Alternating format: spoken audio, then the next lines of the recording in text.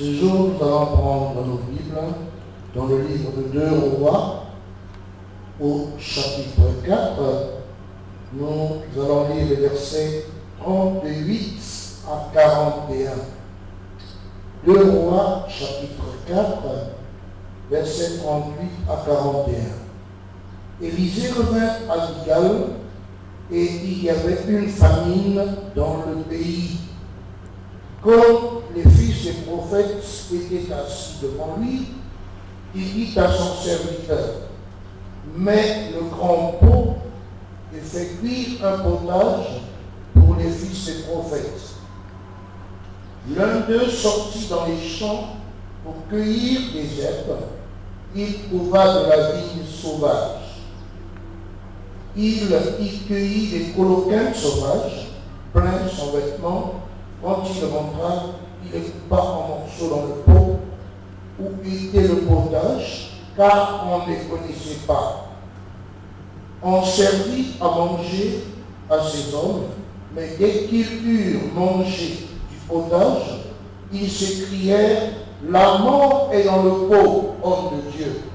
Et ils ne purent manger. Élisée dit: prenez de la farine. Il en jeta dans le pot et dit: sers à ces gens et qu'ils mangent. Et il n'y avait plus rien de mauvais dans le pot. Nous voyons, bien aimés, que dans ce message que nous allons annoncer, on nous parle de l'homme de Dieu, Élisée, qui venait d'accomplir un grand miracle auprès de la Sunamite. Et maintenant, pendant qu'il revient à Gilgal, il a plu à l'Éternel notre Dieu. Pendant qu'il y avait la famine, Élisée demande à ce que l'on apprête le grand potage pour que les fils des prophètes aient à manger. C'est alors que l'un d'eux va sortir et aller dans les champs pour pouvoir prendre des coloquins sauvages et venir ajouter dans le pot. Et c'est au moment où les fils de Dieu vont manger qu'ils vont constater que la mort est dans le pot. Ils vont rapidement intervenir pour dire qu'il y a quelque chose qui n'est pas agréable dans le pot. Et c'est là qu'ils vont faire appel à l'homme de Dieu, Élisée, qui lui va apporter de la farine pure et le jeter dans le potage, dans le pot, et va assainir du coup ce poison qui voulait apporter la mort. Eh bien, nous voulons déjà dire que nous vivons un moment de famine dans notre société. Nous vivons un moment où la parole de Dieu devient de plus en plus rare. Vous comprenez que la famine dont on parle ici, c'est une famine qui se manifeste par le manque de la vraie parole. Alors, les fils de Dieu bien-aimés, ce sont ces enfants qui avaient perdu leurs parents parce que Jézabel avait fait tuer 450 prophètes de Baal, et les orphelins se sont constitués pour imiter la foi de leur père. Et c'est le seul livre des rois qui parle des fils de prophètes, ceux-là qui veulent aussi s'engager à servir Dieu comme leurs parents ont servi le Seigneur. Et nous allons regarder dans un autre texte de la Bible à quoi ressemble ce fils de prophète qui s'est rendu dans les champs pour prendre des coloquins sauvages. Déjà, nous pouvons comprendre que vous et moi, qui sommes de l'Église, nous représentons les fils de prophètes.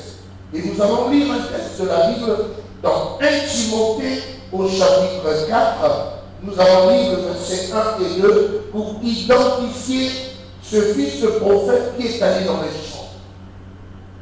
Mais l'Esprit dit expressement que dans les derniers temps, quelques-uns abandonneront la foi pour s'attacher à des esprits séducteurs et à des doctrines de démons. par l'hypocrisie de faux docteurs portant la marque de la fraîcheur dans leur propre conscience. Vous comprenez, bien-aimés, que le thème de la prédication de ce jour, c'est comment le diable attaque la vraie foi. Je reprends, le thème de la prédication de ce jour, c'est comment le diable attaque la vraie foi. Alors, ce fils de prophète qui est allé dans les champs pour aller prendre les coloquins sauvages, la Bible nous prévient que dans les derniers temps, le diable enverra beaucoup d'émissaires qui vont s'infiltrer parmi les serviteurs de Dieu. Et leur rôle à eux, c'est d'aller prendre des coloquins sauvages et de les apporter. Et nous le voyons à travers les médias aujourd'hui, à travers la télé, à travers la radio, comment des faux docteurs, des faux prophètes, des faux serviteurs de Dieu sont en train d'ajouter des coloquins sauvages dans le potage. Et pour empoisonner la vraie foi, pour détruire la vraie foi, parce que nous savons que la foi vient de ce qu'on entend, et ce qu'on entend vient de la parole de Christ. Et il s'infiltre parmi les fils des prophètes, il s'infiltre parmi les 5 ministères de Jésus-Christ, apôtres, prophètes, évangélistes, docteurs et pasteurs. Il s'infiltre ceux-là qui apportent des coloquins sauvages. Et leur but à eux, ce verset nous dit que l'Esprit dit expressement que dans les derniers temps, quelques-uns abandonneront la foi. Quelques-uns vont se refroidir. Quelques-uns vont être détournés de la foi. Nous comprenons bien aimé que ce fils de prophète qui s'est infiltré au milieu des autres fils de prophètes, ce sont les faux docteurs, les faux prophètes qui sont en train, à travers les médias, de véhiculer le mauvais évangile.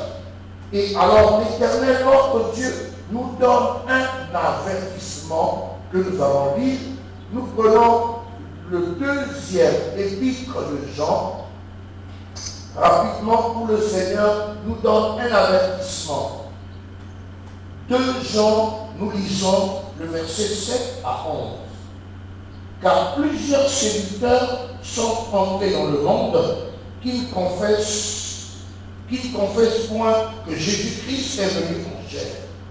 Celui qui était, c'est le séducteur et l'antichrist.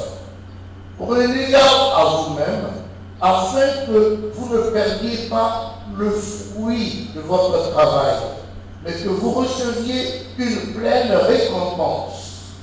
Quiconque va plus loin et ne demeure pas dans la doctrine de Christ n'a point Dieu. Celui qui demeure dans cette doctrine a le Père et le Fils. Si quelqu'un vient à vous et n'apporte pas cette doctrine, ne le recevez pas dans votre maison et ne lui dites pas salut. Car celui qui lui dit salut participe à ses mauvaises œuvres. Vous voyez, c'est ce qu'a fait le fils de prophète qui est allé prendre les coloquins sauvages. Il n'a pas voulu demeurer dans la saine doctrine. Il y a plusieurs serviteurs de Dieu, au lieu de demeurer dans l'évangile que nous avons reçu de l'apôtre Paul, ils veulent aller plus loin, ils veulent aller dans les champs, ils veulent aller prendre le coloquin sauvage et venir à travers les médias pour polluer l'évangile du Seigneur. Et le Seigneur nous demande de faire extrêmement attention. Nous devons nous mettre en garde contre tout ce qui est prêché à travers la radio et la télé. Et le Seigneur dit de ne pas recevoir la mauvaise doctrine, de ne pas recevoir ce genre de serviteur de Dieu, de ne pas écouter ce faux évangile, de prêter attention à ce conseil que l'Éternel notre Dieu nous donne, parce qu'ils sont là c'est le moment, c'est les derniers temps, et ils veulent détruire la foi. Ils veulent attaquer la foi de plusieurs enfants de Dieu. Et quel est le conseil que l'Éternel, notre Dieu, va nous donner? Et tout de suite, nous allons repartir dans le livre de Actes, au chapitre 17, Actes des Apôtres, au chapitre 17, et nous allons lire le verset 11. Dans le premier texte de base que nous avons lu, les fils de prophètes qui ont goûté, qui ont entendu que la mort est dans le pot, et toi qui écoutes un message à travers la radio et la télé, si tu sens qu'il y a la mort dans ce message, alors retourne voir un vrai pasteur, un vrai homme de Dieu, comme ces fils de prophètes sont repartis vers Élysée, ou alors retourne dans les Écritures, parce que le berger de l'Église, c'est Jésus-Christ. Retourne dans les Écritures pour retrouver la vraie parole. Nous lisons Actes 17, verset 11, où il est écrit ceci: ces Juifs avaient des sentiments plus nobles que ceux de Thessalonique. Ils reçurent la parole avec beaucoup d'empressement et ils examinaient chaque jour les Écritures pour voir si ce qu'on leur disait était exact.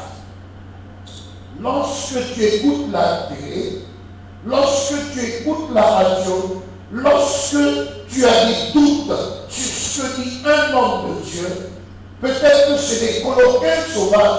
Alors, qu'est-ce qu'il te faut faire? Reviens vers les Écritures pour te ramener à la conformité des saintes paroles de notre Seigneur Jésus-Christ. Et c'est ce conseil que je voudrais donner à tout enfant de Dieu, parce que l'heure est grave. Revenons sur la sainte doctrine, revenons sur les Écritures saintes, pour nous rendre compte de l'authenticité de la parole du Seigneur. Que Dieu vous bénisse.